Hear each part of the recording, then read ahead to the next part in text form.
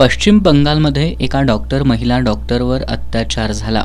यानंतर ठाणे, बदलापुरात लहान मुलींवर शाळेतीलच शिपायानं अत्याचार केले. या दोन प्रमुख घटनांनी संपूर्ण देश आणि महाराष्ट्र हादरला. त्यानंतर करवीर तालुक्यातील शिये इथं परप्रांतीय 10 वर्षाच्या शाळकरी मुलीवर अत्याचार करून तिचा खून करण्यात आला. अशा सर्व घटना मुली आणि महिलांच्या सुरक्षेविषयी प्रश्नचिन्ह निर्माण करणाऱ्या आहेत. त्यामुळे या विरोधात रघुनाथदादा पाटील प्रणित शेतकरी संघटना महिला आघाडीनं लढा उभारलाय. मुली आणि महिलांवरील अत्याचाराच्या विरोधात महिला आघाडी आक्रमकपणे आंदोलन करणार असल्याचं महिला आघाडी प्रमुख डॉक्टर प्रगती खरे चव्हाण आणि जयश्री सरीकर यांनी सांगितलं.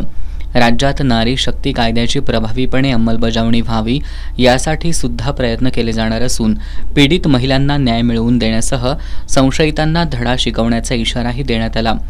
पत्रकार परिषदेला सविता खाडे, ज्योती कांबळे,